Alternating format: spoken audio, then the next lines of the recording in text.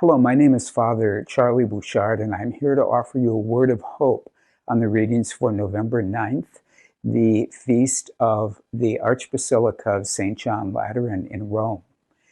The readings today begin with this Old Testament reading, this lavish picture of the temple in Jerusalem.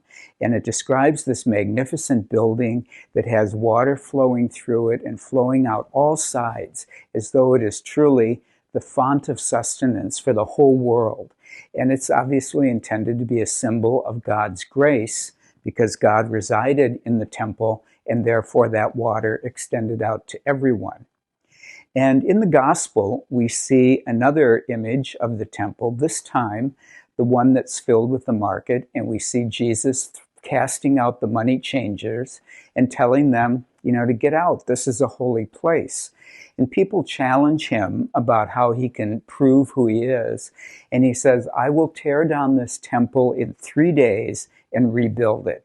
And of course, they think he's being ridiculous. He can't tear down the temple in 3 days. But obviously, he was referring to the temple of his body. And I think that's where the important message is for us today. We celebrate a building which is very unusual in the church year, the Basilica of St. John Lateran, which goes all the way back to the 4th century. It's a place that was revered. It was the residence of the popes for many centuries. It went through many modifications, and it's still standing.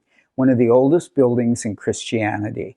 It's a sign of the permanence of the church, as well as the seat of the church's authority. But that's not really the key thing about it. I think the key thing is in the analogy that Jesus makes. He says, well, it's not all just about bricks and mortar. It's about persons.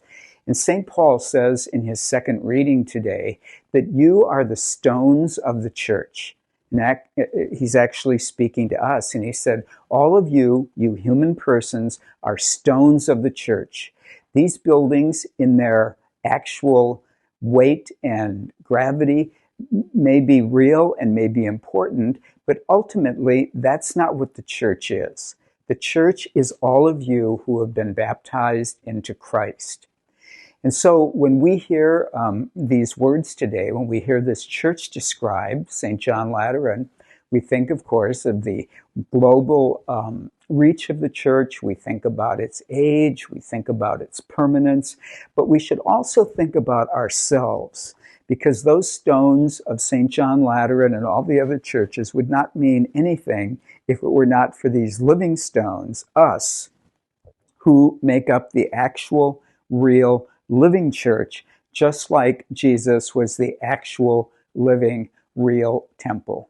So as we celebrate this feast today, let us pray that we will be more living and active stones in this church, that we won't be just inert, like a stone that was put there centuries ago and is still sitting in the same old place, but rather that we will embrace our vocations and be living, active witnesses to the gospel that these churches and that we ourselves stand for and represent in the world.